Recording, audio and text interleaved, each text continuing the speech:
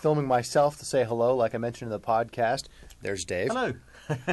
We're going to do a quick kind of video tutorial where I'm actually going to film him working. Hello, everybody. Hello. Here's the rig. He's working in Studio B in TM Studios. I'll give you just a quick little tour as you come in the door. It's not too dirty. There's a vocal booth over there. They've got 50 or 60 microphones in there. You come over here, your workspace. Which console is this? Control 24. Control 24.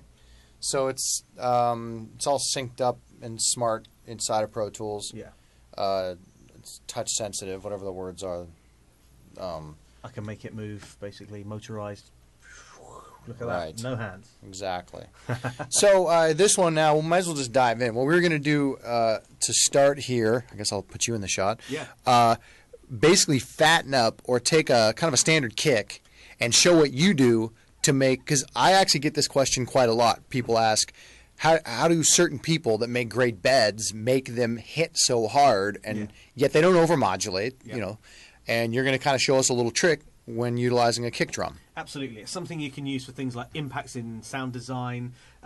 You can do it with things like kick drums especially, because that's the thing that gives the punch to a track. It's the thing that you always ride slightly higher than everything else in the track if you want it to come out and stand out and pizzazz. Especially by the time it's ended up on the radio through the Optimod or the Omni, which we were talking about, squashed it back down, so it needs to leap out. So I do a few different things, sometimes EQ, but with this I'm going to show you just a normal kick that I then add some sub to by using a signal generator in the audio suite, which I'm going to show you now. So the first thing I'm going to do is just get a standard kick, put it in as audio, put it on grid, and then match it up with a sub. So this is boom, good, straight out of the box. It sounds great. So what I'm going to do is send that to a bus. And now these buses are slightly different to the ones I've got at my studio, so I'm just going to send it to bus 21 and 22 and receive it here through bus 21 and 22 here like that. Record, and then I'm going to record it here. It's recording, and then just literally just record it in.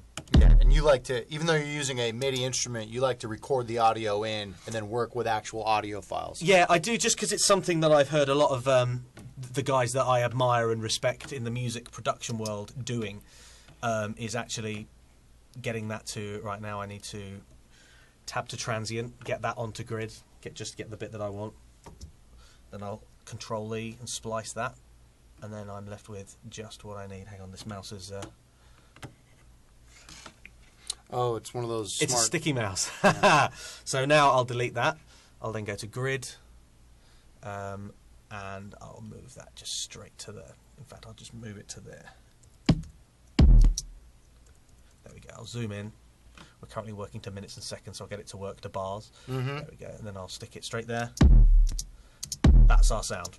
Okay. The next thing I'll do is I'll create a new audio track. Stereo, mono, it doesn't really matter. Whatever you create. And then you highlight your grid.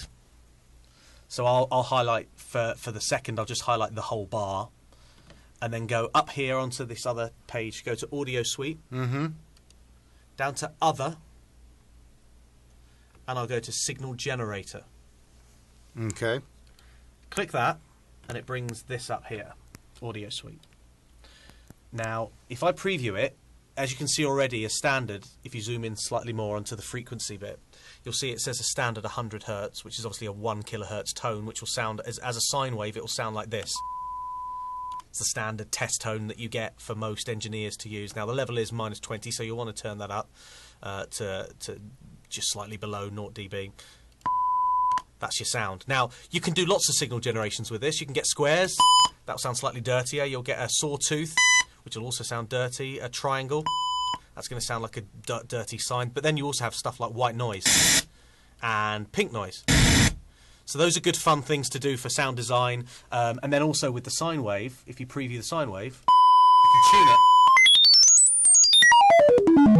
And when you start getting to this level, I'll stop it. It starts becoming very, very low tones. If I usually take it to about 42. Okay. And I don't even know if your phone's going to pick that up, your camera's going to pick that up. Hit it again and let's see.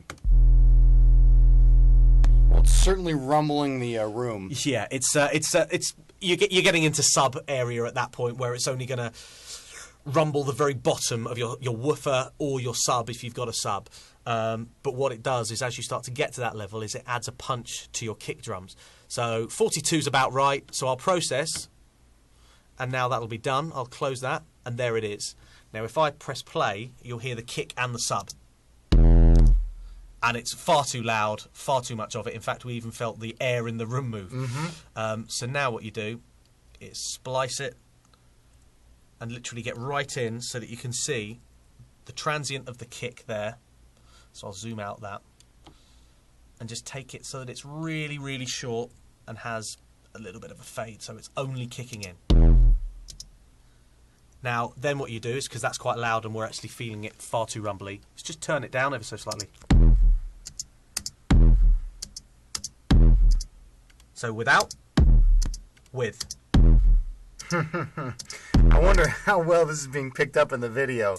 It's a noticeable difference, and if you want that fat bass sound, yeah, that's pretty cool. What we'll do is we'll bounce it down with and without, so you can hear a before and after example of what that sub has actually added to the kick. But if you imagine that now with reverb as an impact, as a piece of sound design effect, that would add so much more bass than a standard kick. I'm just showing them your chain. It's pretty simple. Can you move the boom out of the way? I just want to show them your your mix, although it is very simple.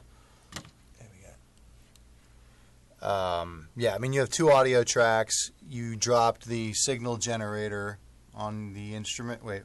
No, the signal generator is the signal generator is an audio suite that you just process and it ends up on the track. So basically, you process nothing.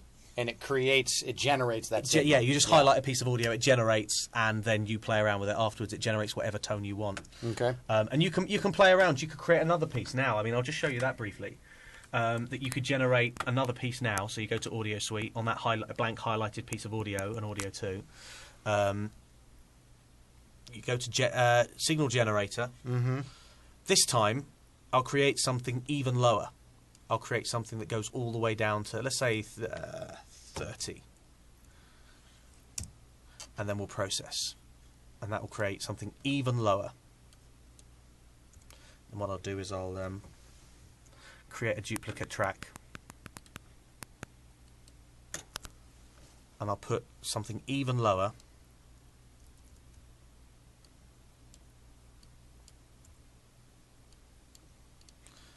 And give you...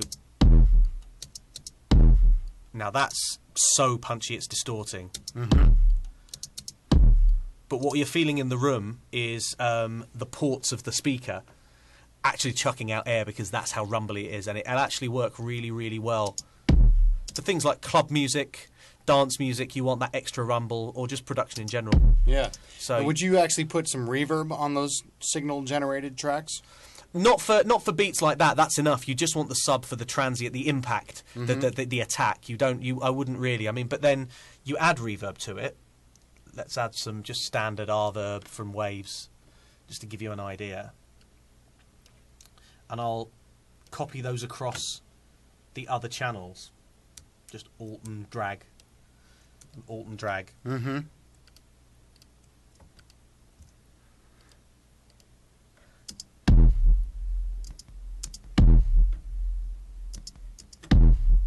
And if I now mute the main kick, there you go. As an effect, that's. Now, can you hit it without the generated? You're feeling the extra boom again. It's something I guess you won't pick up on the camera here, but oh yeah. And if I mute that and play it on its own.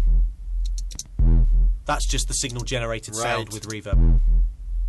So really you generate those signals, those low frequencies, and it really just makes the music feel different. Yeah, it just cuts through, helps the kick cut through. Cool.